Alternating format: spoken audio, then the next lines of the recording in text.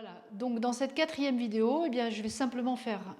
une sorte de synthèse de tout ce qu'on a vu dans les trois précédentes, où nous avons vu qu'il y a une sorte de toile de fond qui invite à un changement très profond, hein, mais qui s'annonce avec profondeur, avec une certaine pesanteur, une certaine gravité aussi,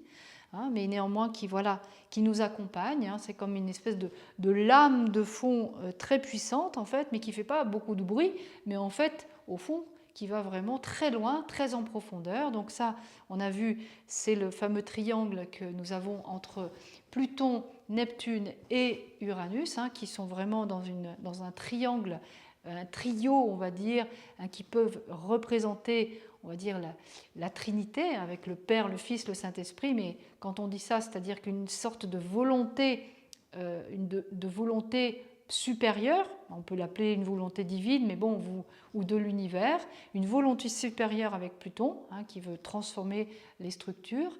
une sorte de dissolution des barrières avec Neptune, hein, pour dissoudre et aussi élargir et inclure, bien sûr, et puis une sorte d'éveil à soi-même, à l'individualité de chaque être, avec Uranus, hein, qui peut représenter la fonction du Fils, qui vient, on va dire, réveiller la conscience de chacun. Donc cette toile de fond, hein, comme une sorte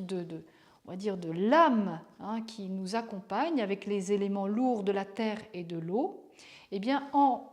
va être accompagnée, hein, sur un plan plus individuel, eh bien, sur une dynamique de feu avec Uranus et Jupiter, où là il y a du feu, de la radicalité, de l'engagement à initier de nouvelles voies, de nouvelles choses en fait, dans une perspective de transformer les structures avec Saturne en Verseau,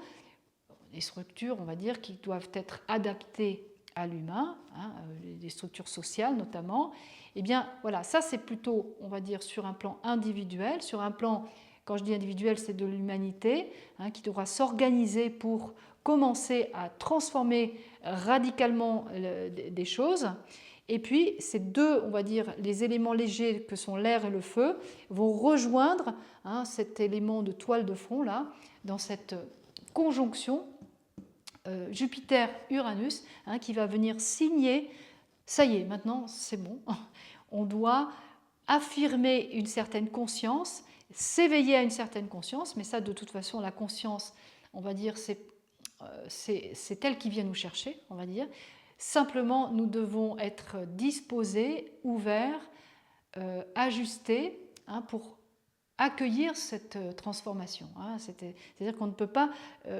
grandir de notre conscience habituelle. Hein. Il nous faut simplement nous mettre dans un certain état pour pouvoir accueillir les transformations. Et de fait, ces transformations sur le plan de l'événement du monde, elles viennent à nous et nous devons là, nous adapter en fait.